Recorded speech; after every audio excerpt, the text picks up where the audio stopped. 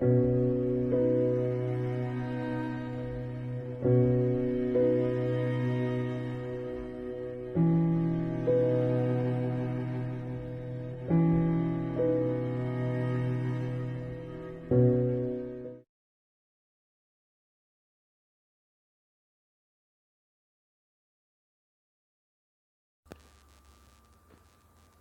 darkness is not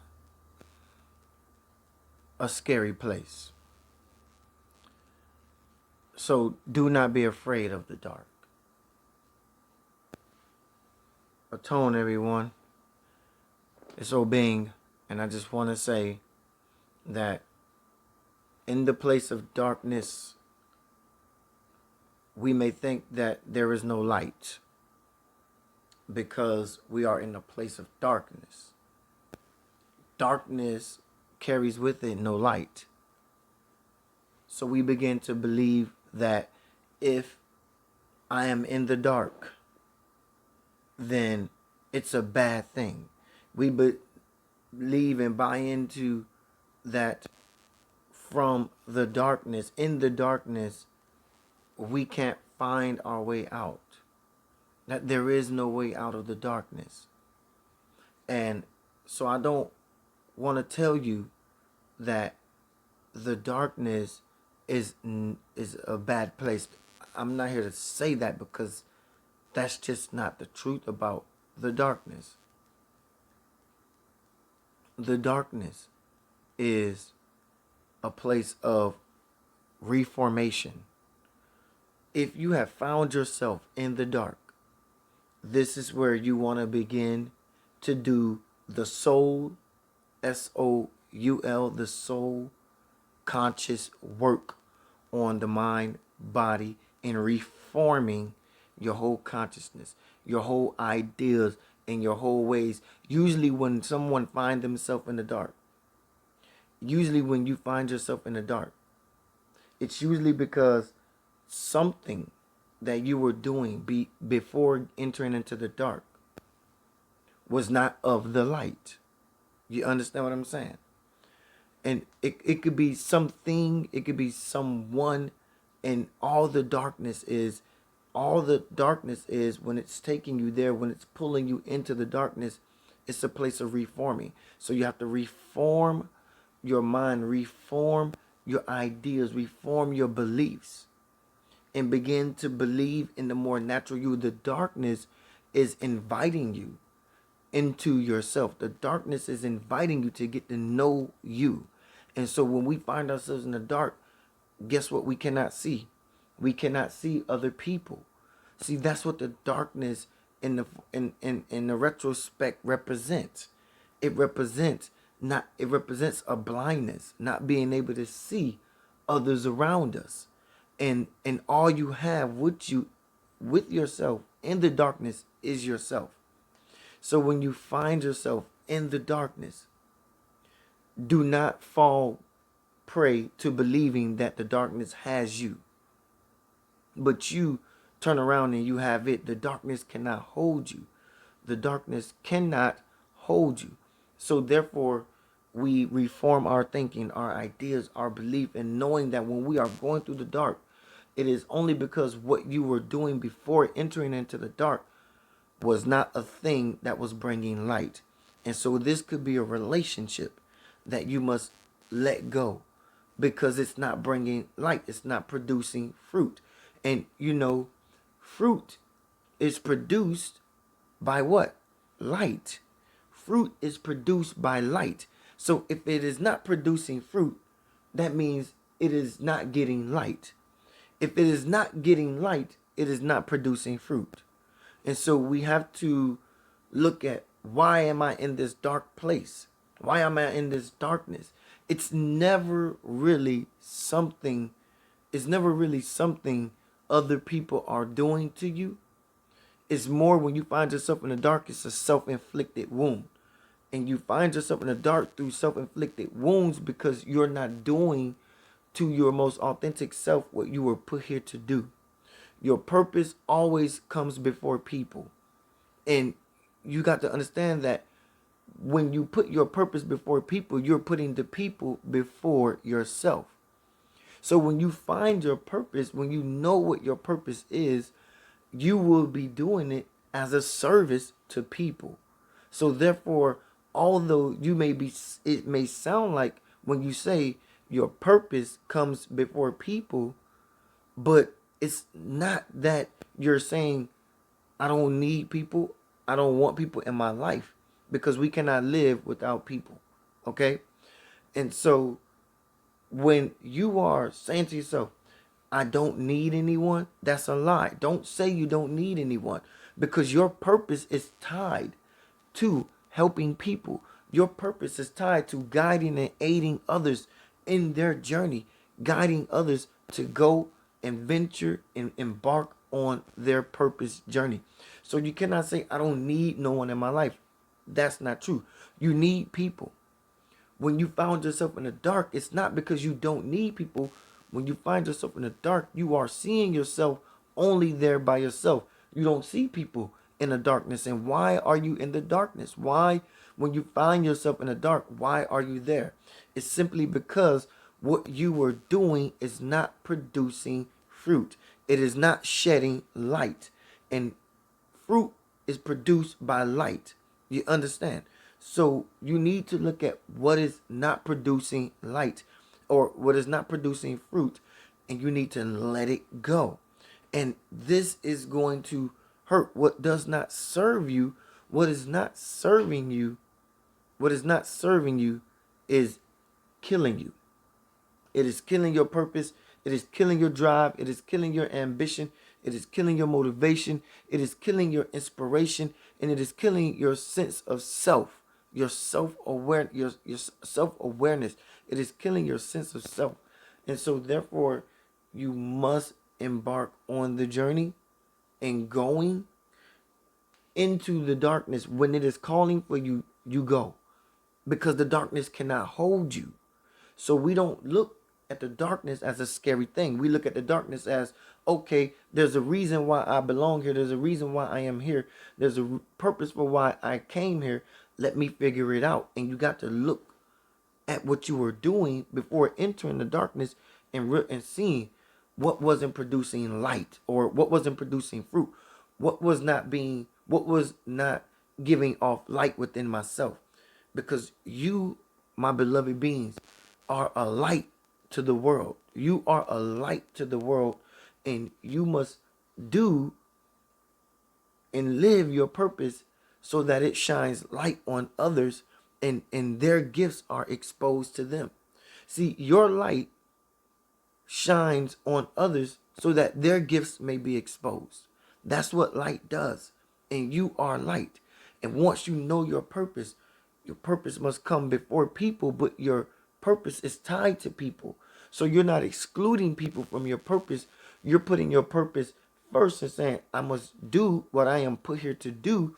And what you are put here to do is a service unto people. So your purpose is going to help people, guide people, and aid people on their journeys and finding their purpose, shedding light and exposing their gifts. This is why you're here. So when you find yourself in the darkness, don't look for the light. Do not look for the light. You need to be steady, you need to be still, and you need to be conscious and purposeful in the light, in the darkness, and why you're there. And begin to kill off what is not serving you. Kill off what is not feeding and shedding light on others.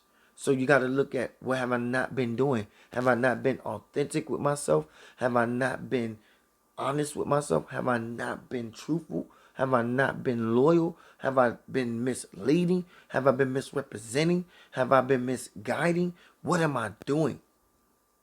And the darkness is the place of new life. The darkness is the place where rebirthing happens.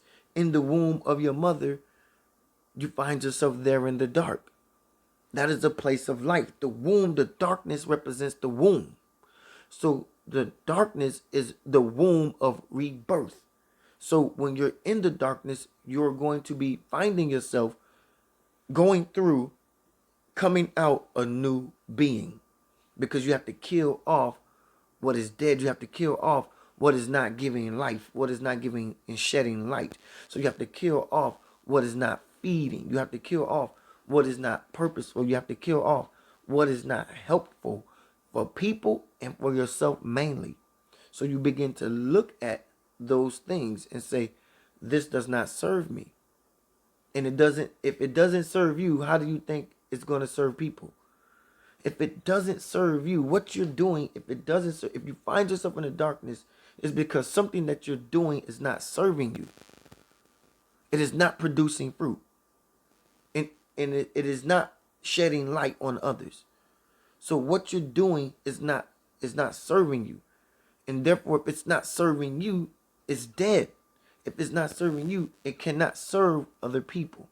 So therefore, it must be dead. It must be dead. And you must dead that. You must kill it.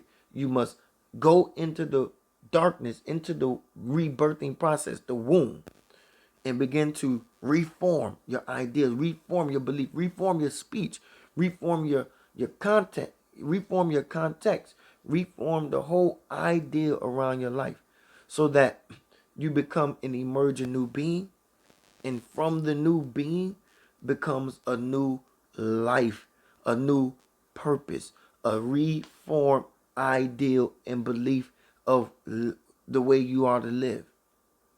And sometimes even your purpose is not going to, when you go into the darkness, it doesn't mean you kill your purpose, because your purpose is your purpose. You just have to kill the things that you are doing away from your purpose. There are things that you're doing away from your purpose that is not feeding you, thus feeding the people. Because your purpose is always tied to feeding people. If it's not producing fruit, it's not feeding people.